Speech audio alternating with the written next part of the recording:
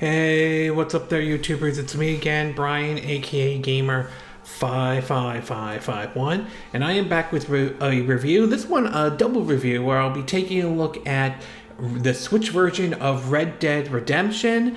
Plus, I want to give my thoughts on the Netflix show Captain Laserhawk, a Blood Dragon remix, which I just finished watching.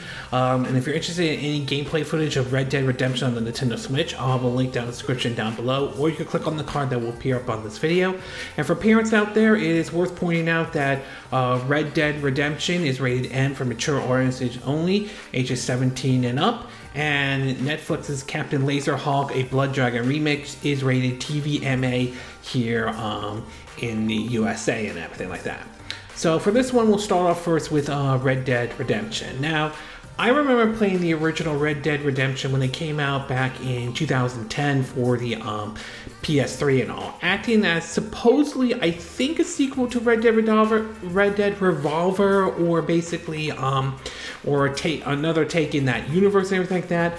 Red Dead Redemption was basically, an open world approach to, an open world Wild West game, similar to, when Gun originally came out back in 2005 and everything like that, and different from Red Dead Revolver, which was more of a linear type of action game and everything like that. It was pretty much from the same folks who did, at the time, GTA 4, which did great, and of course, GTA 5 would not be out yet and everything like that, but it was still fun, enjoyable. The story, the setting, the gameplay, and everything about that's really made Red Dead Redemption pretty much a classic during the PS3 and 360 era, though.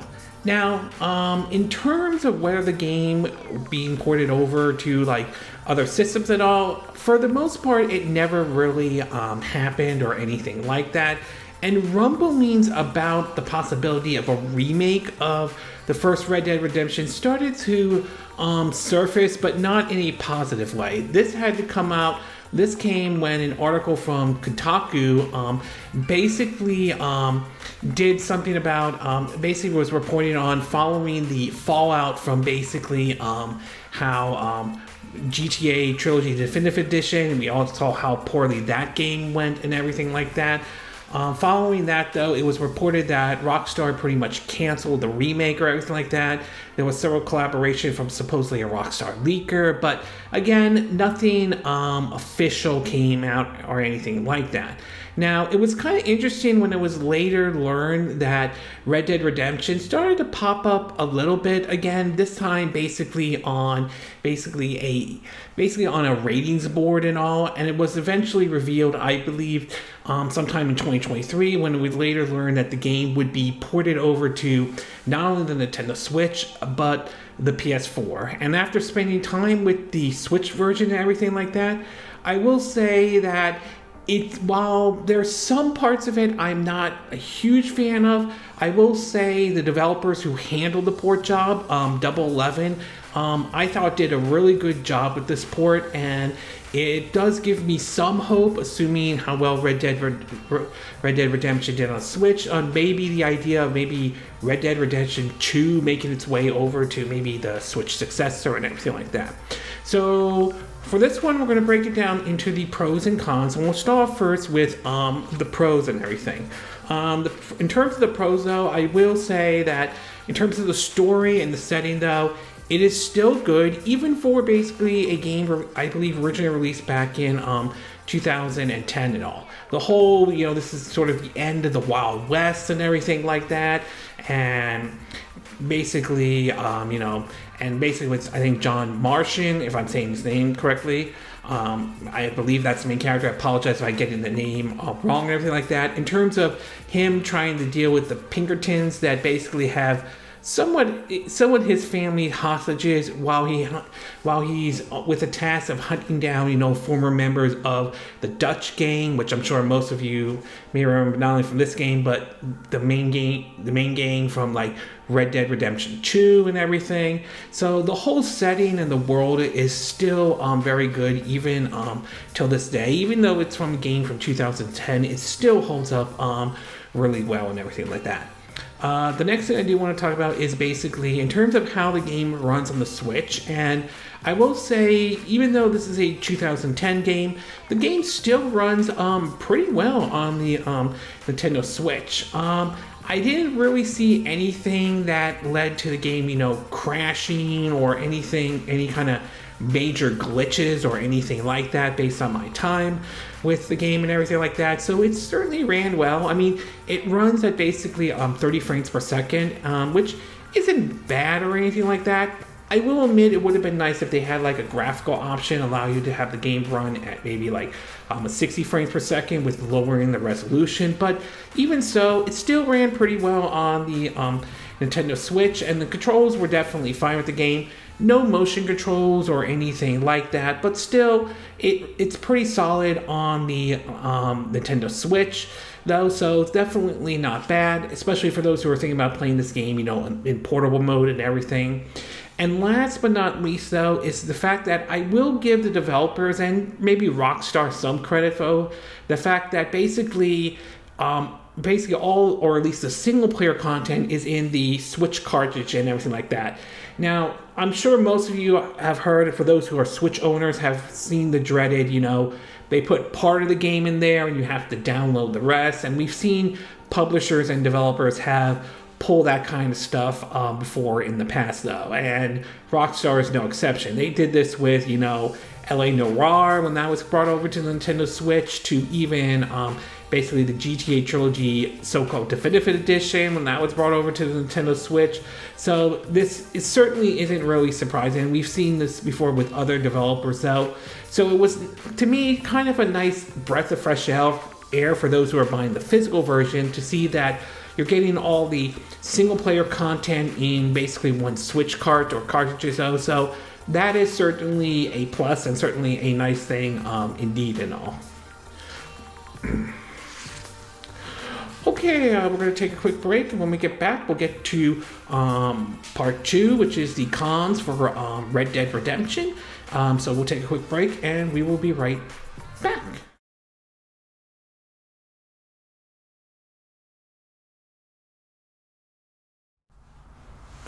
Okay, and we are back with part 2 of my video review of the Switch version of Red Dead Redemption, like I mentioned, for the Nintendo Switch. So now that I gave you the pros, why don't we get started with the cons? And there are really only 3 major cons I can think of based off my time with the Switch version of Red Dead Redemption. The first one is, as I mentioned before in the Pro, is that basically all the single-player content is in one cart, or basically you're getting all the single-player content in Red Dead Redemption, which certainly isn't a bad thing. However, the issue tends to pop up when it comes to the multiplayer, which unfortunately, and I believe this applies to the PS4 and I think the PS5 version as well, they have removed basically the multiplayer version. So for those who are hoping to play, try out, maybe the multiplayer mode that was originally released on the PS3 and the 360 version, are probably going to be disappointed to see that multiplayer is not available in the Switch version, at least of Red Dead Redemption, along with the PS4 and PS5. And I think that is a little bit unfortunate for those who may have been looking forward to trying that version out. Personally, I'm more into the single player stuff, so the multiplayer isn't as important to me, but I can understand those who may have been into the multiplayer mode and everything like that. So to have them take it out is a bit unfortunate, or they couldn't be able to get it in or anything like that. The next thing I want to point out is that, as I mentioned before, I thought the game ran well on the Nintendo Switch and everything like that, and I still stand behind that. I still think the game does run well on the Nintendo Switch, and it still plays well and everything like that. The downside to this is that you're not getting any real updates or anything like that. And what I mean by that is, compared to what we saw when GTA 5, when they released the PS4 and XboxOne version, not only did they do some changes to the visuals here and there, but they offered basically for the first time to be able to play those games in a first-person view rather than the traditional third-person view that GTA 4 and 5 were in, to be exact though. This will also carry over to Red Dead Redemption 2, which when that game came out, it offered a first-person view and everything like that. And I will say that it is a little bit disappointed that they didn't offer that kind of feature in, say, basically this port of Red Dead Redemption and everything like that. While it doesn't mean that the game still is enjoyable in third-person view and everything like that, it would have been nice to be able to play this game from a first-person view, much like what we saw with GTA 5 and all. So it is a little bit unfortunate we don't have any like real big updates, at least for this version or anything like that. Again, it doesn't ruin the game or anything. It's just unfortunate, at least from my perspective. And last but not least has to do with the price tag for basically Red Dead Redemption, at least for the Switch, the PS4, and I believe the PS5 version though. And supposedly the game when it originally came out was basically at $50 and all. And while $50 is by no means bad or anything like that compared to a lot of games these days that are like $70 or anything like that though, it does, to some, the price point for this game might feel like a ripoff for some folks out there, considering the fact that right now I believe you could go to the Xbox store and you could get Red Dead Redemption at a much cheaper price than where it is right now, including with all the multiplayer stuff and all. So I can see why some people might view this version, the Switch, the PS4 and the PS5 version, they might view it as a lens that this is somewhat of a ripoff compared to what is on the Xbox store, which is much cheaper with all the stuff, including the multiplayer stuff. I guess for the Switch version, the one saving grace for it would be the fact that you're getting a portable version of Red Dead Redemption that you can play at home or on the go and everything like that. But in either case though, the price tag, I would say, definitely better than the $70 price tag, but I can understand how some people may not be happy with this, especially since you could get Red Dead Redemption cheaper someplace else and all. Overall, I still enjoy Red Dead Redemption, especially on the Nintendo Switch. It was a good game back in 2010, and it is still a good game now, nevertheless. And I'm happy to see that they ported this game over, especially Double 11, who I thought did a good job bringing this game over to the Nintendo Switch. At its best, the story and setting still holds up very well. I think that's really good and all. I mean, the game runs well on the Nintendo Switch, which is certainly a good thing, especially for a port of an old game, or somewhat of an old game, depending on how you want to look at it. And the fact that they are able to put all the content, or should I say the single-player content, into one cartridge is certainly not a bad thing either. And I think that's really good than the whole you pay the game and you have to download the rest or anything like that. At its worst, however, is unfortunately they took out the multiplayer modes for this version of Red Dead Redemption. There isn't any huge update, like if you were hoping for something on the scale of like what we saw when GTA 5 was ported over to the PS4 and Xbox One, like a first-person view. That probably you're going to be very disappointed to not see that though. And while the price tag is certainly not bad and definitely better than the $70 price tag we've seen out there, the fact that it could be brought much cheaper at basically at another place, like the Xbox store with all the content, including the multiplayer part, I understand some folks might view this as a ripoff to some folks out there though. But still, despite that, I still enjoy Red Dead Redemption. I think it's a good game. I hope it does well enough on the Nintendo Switch that I would like to see this open the door to the possibility of maybe seeing Red Dead Redemption come to the Nintendo platform. I'm thinking most likely the Switch successor. I mean, it's not out of the realm of possibility they could bring it over to the Switch 2, but I'm not holding my breath on that one. I'm leaning more towards most likely the Switch successor, which I think would be great, to be exact. And who knows, maybe this could open the door to Rockstar, maybe bringing more of their games over. Maybe a port of GTA 5, although it's kind of turned into Skyrim, and some folks feel like Rockstar is beating a dead horse out of that. Maybe it could open the door to the possibility of maybe GTA 6 making its way over to the Nintendo Switch.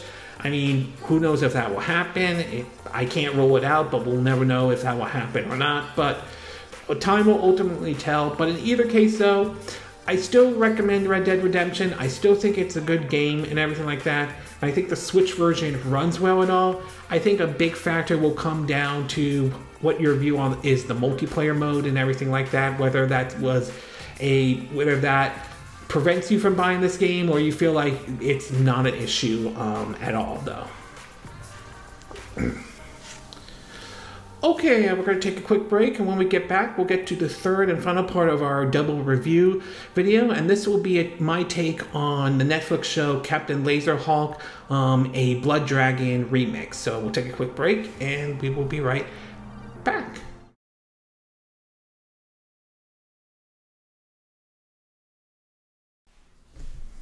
Okay, and we are back with our third and final part of my double review for this video. So now that I finish off with the Red Dead Redemption review, we'll get started with my take on Netflix's Captain Laserhawk, a Blood Dragon remix. Now, when it comes to shows or movies based off of video game adaptations, though, I will say Netflix has done several of those before. Now, some have gotten mixed response, though, such as, say, the Resident Evil show and all, to basically Dragon's Dogma and all. So they've had some that have been questionable or not basically a fan favorite. Although if there is one bright spot with the Netflix Dragon Dogma is that we finally got Dragon's Dogma 2 out and everything like that. But we've also seen them actually on some shows that have been pretty successful and everything like that. The Castlevania series is a good example of that one doing very well. Witcher supposedly has done very well for basically Netflix. Cyberpunk Edge Runner, that one is a personal favorite of mine from I think 2022. Not to mention that, along with the update, I think helped save Cyberpunk 2077. To Sonic Prime, that one has also done very well. So there have been several adaptations Netflix has taken on. Some have been hits, though. Others may have been either mixed or not getting the best response out there, though. So this one I started to watch, basically Netflix's Captain Laserhawk, a Blood Dragon remix, which is based off of supposedly the DLC part of, I think was either one of the Far Cry games from Ubisoft and everything like that. And when I first saw the trailer, I thought it was kind of interesting to see a lot of these Ubisoft IPs and all into this one show and everything like that. And I got a chance to watch it, and after watching watching 6 episodes of the first season, though, I will say I did come away very pleased. Although there is one thing that kind of bothers me the most from watching this show and everything like that. So I'm going to break this down into what I like and what I didn't like, mixed or not 100% sure about. In terms of what I like, I will say that I do like the fact that they used a lot of the Ubisoft characters in this show and everything like that. I love the fact that we're seeing, other than Captain Laserhawk and all, but we've also seen characters like Jade from Beyond Good and Evil, to sort of this Toad that is part of, the Assassin's Creed series, to basically Rayman himself in this one. So, and to Pagan Min from Far Cry 4 and all. So there's a lot of Ubisoft references in this one. Also Watch Dogs and Sam Fisher from Splinter Cell in here. And I gotta give the people who made this show credit, though, from using a lot of these characters, though, especially Rayman, who is someone in the show, although later episodes changes, though, comes off as sort of like the spokesman for this evil corporation and everything like that. So this and so forth. So I really like the fact that they are using a lot of these Ubisoft characters and everything like that.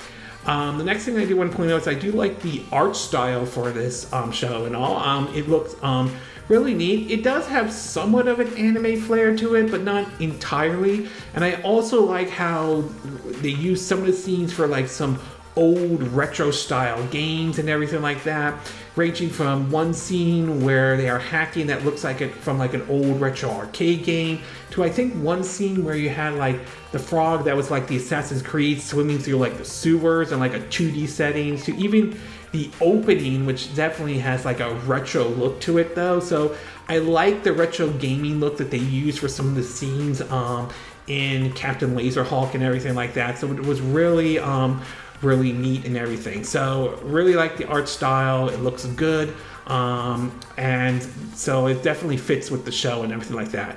And last but not least, I will say I do like the story and settings for basically Captain Laserhawk taking place in this dystopia future with basically the Eden Corporation controlling everything, or controlling what was once the United States of America and all. So it's a certainly nice setting. It adds to it. It adds to a little bit of vibe to it in a way. So really like the story and the whole setting and everything like that.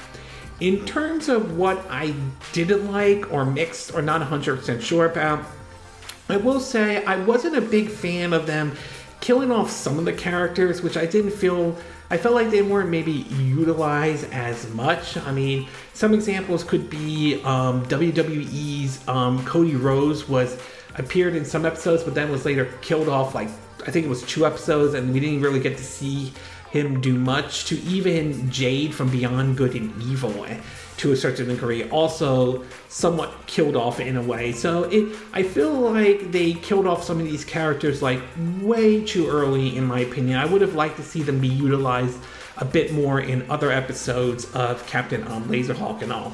And last but not least though, and this is the part that kind of bothers me a little bit, that while it's great to see some of these IP characters like Rayman to Jade from Beyond Good and Evil and all be utilized and everything like that, I feel like that at the same time I come off as like, this is close to saying that we've seen Ubisoft use some of these IPs that they have forgotten though. I mean, Jade from Beyond Good and Evil is a good example, to even Rayman, who is both kind of somewhat of a villain in it, but it's just really sad that they're not Ubisoft's not capitalizing on using these characters and trying to put out a new game or a remaster of an old game out this time.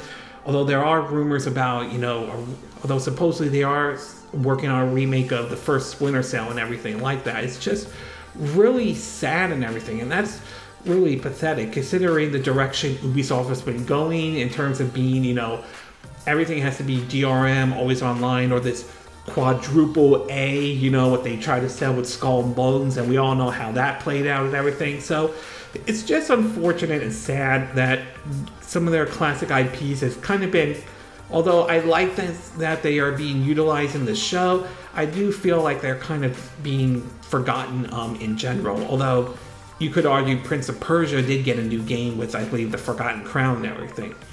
Overall, I would say I definitely enjoyed Captain Laserhawk Blood Dragon remix though. I think it's a very good take on using Ubisoft's video game characters and using it in actually a very surprisingly good show and everything like that.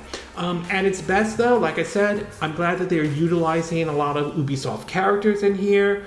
The art style in the show looks great, along with the retro gaming look that they added to some of the scenes, and the whole story and setting and the world that Captain Laserhawk take place is really neat. But at its worst though, I am a little disappointed with some of the characters they killed off early in season 1, and as I mentioned, it just feels sad that this is how a lot of Ubisoft forgotten IPs are being reduced to. While it's great that they're being utilized, I think a lot of us would have liked to see them utilized in a new game and everything like that. But putting that aside, I definitely enjoyed Captain Laserhawk. I'm looking forward to seeing how Season 2 is going to play out and everything, and I will definitely add this as one of the video game adaptations that I think Netflix did right or handled well and so forth and all. Okay, this concludes my video review for Red Dead Redemption and my take on Netflix's Captain Laserhawk, a Blood Dragon remix. And again, these are my opinion. What are yours? What are your thoughts about the Switch version of Red Dead Redemption 2? Do you think this was a good port? Do you think it was handled well and everything like that? Do you wish that they added, maybe a first-person view or something, or put the multiplayer mode in here in any way? Do you feel like $50 is an appropriate price tag, or do you feel like it's somewhat of a ripoff?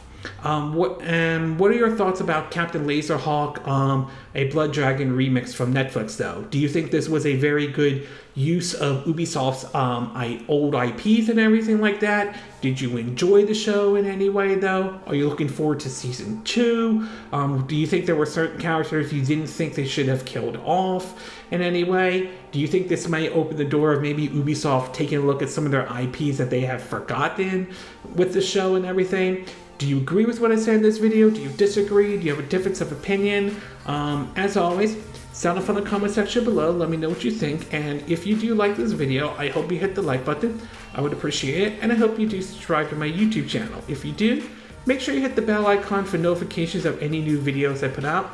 Also, feel free to share this video if you want to, and feel free to donate to my channel if you like.